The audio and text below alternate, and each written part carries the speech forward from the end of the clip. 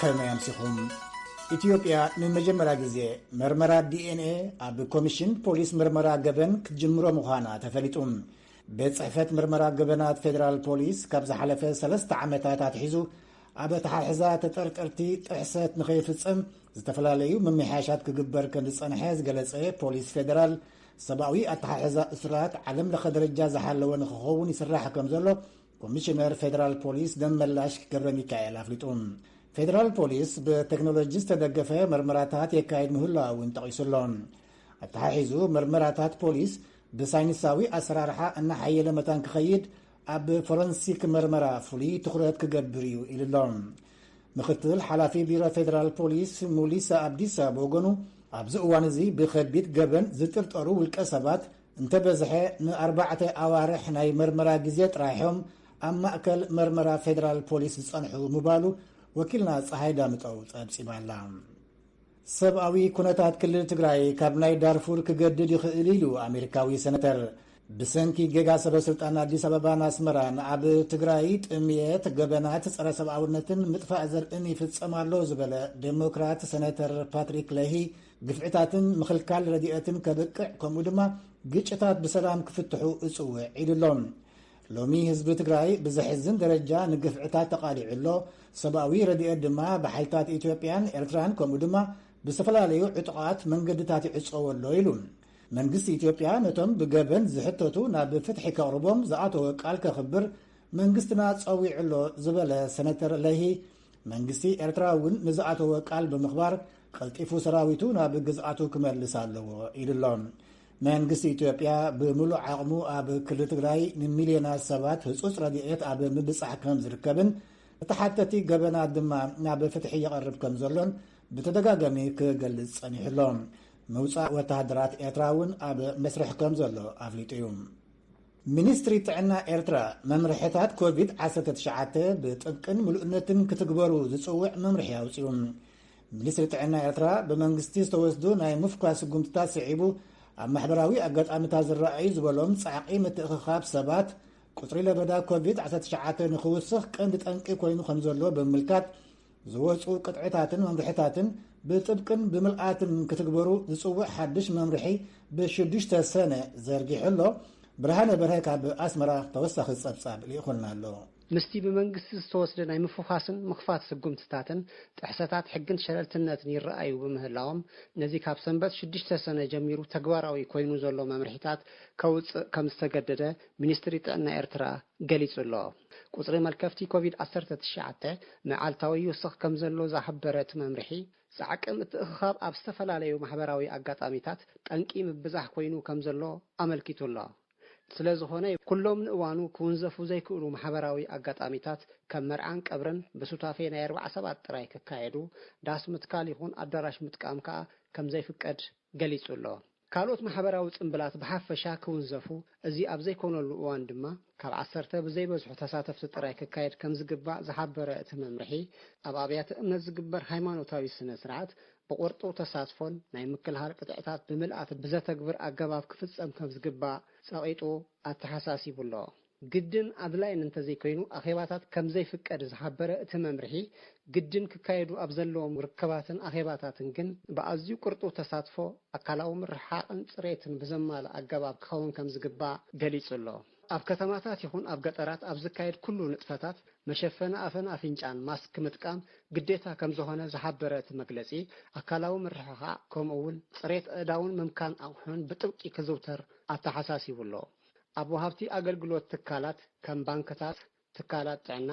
ናይ ንግዲ ትካላትን ማእከላትን ካፌታት ኣብያተ ምግብን መስተን መዘናግዒ ማእከላትን ኣካላዊ ርሕቀት ምሕላውን መነጻጽሂ ምጥቃምን ግዴታ ከም ዝኾነ እቲ መምርሒ ወሲኹ ኣተሓሳሲቡሎ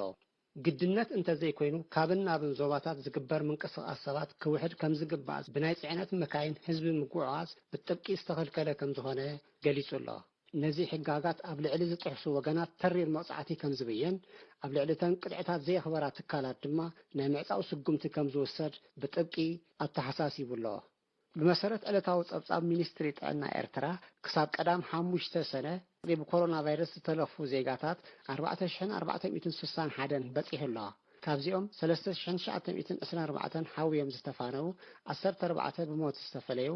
523 ድማ ኣብ ሆስፒታል ተዓቂቦም ከም ዝርከቡ ተገሊጹ ኣሎ። ይቀኒልና ብርሃነን እዚ ድምፂ ኣሜሪካ እዩ። እቲ በብዓመቱ ብኣማኢታ ሸሓት ህዝቢ ዝቐትል ቀረብ ዝተበከለ መግቢ ጠጠው ክብልን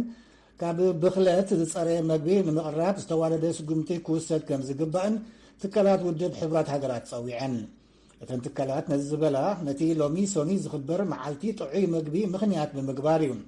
ሊዛ ሽላይን ካብ ጀነባ ዝለኣኸቶ ፀብጻብ ኣሎ ሳራ ተሳሃየት ተቕርበያ። ከም ሓበሬታ ውድብ ሕቡራት ሃገራት ውሕስና ምግቢ ዓለም ኣብ 2019 ቅድሚ ለበዳ ኮቪድ-19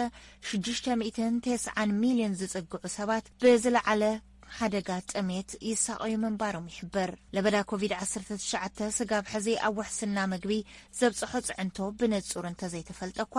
እቲ ሪፖርት ከም ዘመላኽቶ ግና ልዕሊ 132 ሚልዮን ዝኸውን ህዝቢ ንለበዳ ኮቪድ-19 ስዒቡ ብዝተገብረ ክልከላታት ኣብ 2020 ሕፅረት ምግቢ ከጋጥሞ ከም ዝኽእል ሓቢሩ እዩ።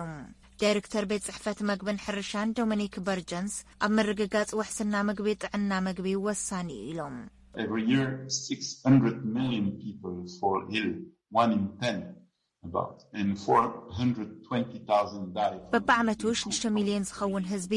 ካብ 10 እቲ ሓደ ወይ ድማ 420,000 ህዝቢ ብባክቴርያ፣ ቫይረሳት፣ ፓራሳይት፣ ብኬሚካላት ዝተበላሸወ መግብን ይሞቱ። ይኹን እምበር ብመግቢ ዝፍጠሩ ሕማማት ዝከታተል ሓፈሻዊ ሓበሬታ ኣብ ኩሎም ከባብታት ኣይርከብን። እዚ ድማ ነቲ ጉዳይ ከቢድ ዝገብሮ እዮም ዝበሉ። ካብዚ ንላዕሊ ጥዕኖ ዘይተሓለወ ምግቢ ኣብ ዓመት ናብ 9 ቢልዮን ዶላር ዝጽጋዕ ምቕናስ ምህርቲ ከስዕብ ከሎ ማእኸላይን ትሑት ኣታውን ዘለወን ሃገራት ድማ ዓብዪ ፋይናንሳዊ ጽዕንቶ የስዕበለን። ውድብ ሕቡራት ሃገራት ከም ዝበሎ ጥዕና ምግቢ ምሕላው ናይ ኩሉ ሓላፍነት ምዃኑ ተፈሊጡ ኩሉ እጃም ኸበርክት ይግባእ ኢሎም ንሶም ወሲኾም እዚ ነቶም ምግቢ ዘምርቱ ኢንዱስትሪታት መንግስታትን ሸመትን ዝሓወሰ ኢሎም መግቢ ብዝቕመጠሉ መገዲ ክስራሕ ከሎ ከምኡውን ካብ ምህርቲ ምእካብ ጀሚሩ ስጋብ ናብ ተጠቀምቲ ዝበጽሐሉ ዘሎ ቅደም ሰዓብ ክበከል ይኽእል ኢሎም ትካላት ውድብ ሕቡራት ሃገራት ከም ዝበልኦ ጥዕና መግቢ ናይ ሰባት እንስሳት ኣግራብን ከባብያዊ ጥዕናን ኣብ ግምት ዘእተወ ሓፈሻዊ ሜላ ዝሓወሰ እዩ። ኩሎም ሰንሰለታዊ መገድታት ጥዕና መግቢ ምርዳእ ማለት ጥዕንኡ ዝተሓለወ ዜጋን ጥዒቲ ፕላኔትን ኣብ ምፍጣር ልዑል ግደ ከም ዘለዎ ሓቢሮም የቐኒልና ሰራ ናብ ሶማል ክንሓልፍ ክልተ ፓርቲታት ንባዕላ ናጻ ሃገር ኢላ ዝኣወጀት ሶማሊላንድ ኣብ ፓርላማ ላዕለዋይነት ቦታ ንምሓዝ ጥምረት ከቆሙ ተሰማሚዖም። እታ ግዝኣት ንዝሓለፈ 30 ዓመት ናጽነታ ምስ ኣወጀት እያ ግን ካብ ዓለም ዝኾነ ኣፍልጦ ኣብ ምርካብ ኣይተዓወተትን። እንተኾነ ከም ናይ ባዕላ ዝበለ ባጤራ ፓስፖርት ከምኡውን ሓይልታት ምክልኻል ዝበለ ዝሰርሕ ትካላት ኣለዋ። በመሰረት ውፅኢት እቲ ዝሓለፈ ሰሙን ዝተገብረ ፓርላመንታዊ ምርጫ ሶማሊላንድ ክልተ ተቃወምቲ ውድባት መሪሕነቶም ኣርዮም ኣለዉ። ጣሊባን ኣብ ኣፍጋኒስታን ምስ ሓይልታት ኣሜሪካን ኔቶን ኮይኖም ኣብ ልዕሊ ዝሰርሑ ዝነበሩ ሰላማውያን ሰባት ሒነ ከም ዘይፈዲ ኣፍሊጡ። ወታደራት ኣሜሪካን ኔቶን ካብ ኣፍጋኒስታን ኣብ ዝወፅሉ ዘለዉ እዋን ምስኦም ሰርሑ ዝነበሩ ኣፍጋናውያን ካብ ጣሊባን ፈሪሖም ምስኦም ክወፁ ይዳለዉ ከም ዘለዉ እዩ ዝፍለጥ። ሚኒስትሪ ወፃኢ ኣሜሪካ እውን ስቂልና ኣይንሪኦኩምን ኢና ብዝብል ፍሉይ ቪዛ ይዳለወሎም ከም ዘሎ እዩ ዝገልጽ። ጣሊባን ግን ንዓና ፈሪሕኩም ሃገርኩም ራሕሪሕኩም ኣይትኺዱ ዝብል መብፅዓ ይኣትወሎም ኣሎ። ካብቲ ከባቢ ኸይረሓቕና ብውሕዱ 40 ሰባት ሞይቶም ልዕሊ 100 ድማ ቆሲሎም ኣብ ሓደጋ ግጭት ክልተ ባቡር ፓኪስታን ኣብ ክልቲአን ባቡራት ልዕሊ 1,000 ሰባት ምንባሮም ሰበስልጣን ይገልጹ ኣለዉ። መበገሲቲ ሓደጋ ንምፍላጥ ገና ኢሉ ሚኒስትር ዜና ፓኪስታን ፋዋድ ቻዱሪ ቀዳማ ሚኒስትር እታ ሃገር ኢምራን ካን በቲ ዘስካሕቲ ዝበሎ ሓደጋ ከም ሰንበደ ድሕሪ ምግላጽ ቅልጡፍ ምርመራ ክግበር ኣዚዙ ኣሎ። ኣብ መወዳእታ ዜና ስፖርት ንሆላንድ ወኪላ ትወዳደር ኢትዮጵያዊት ሲፋን ሓሰን ብናይ 10,000 ሜትሮ ጉያ ሪከርድ ሰይራ። ሲፋን ሓሰን ነቲ ብኢትዮጵያዊት ኣልማዝ ኣያና ን5 ዓመት ተታሒዙ ዝጸንሐ ሪኮርድ እያ ብልዕሊ 10 ሰከንድ ኣመሓይሻቶም። ሎሚ ተጎናጺፈዮ ዘለኹ ዓወት ካሓልሞ ጥራይ ዝኽእል ዝነበርኩ እዩ ኢላ ሲፋን ኣብቲ እዋን። ኣብ 16 ዓመት ዕድሚኣ ካብ ኢትዮጵያ ናብ ኔዘርላንድስ ከም ስደተኛ ዝኸደት ሲፋን ሓሰን ሕጂ ብ5,000 10,000 ሜትሮ ሪከርድ ዓለም ትውንን ኣብ ናይ ደቂ ኣንስትዮ ዜና በዝፍጸም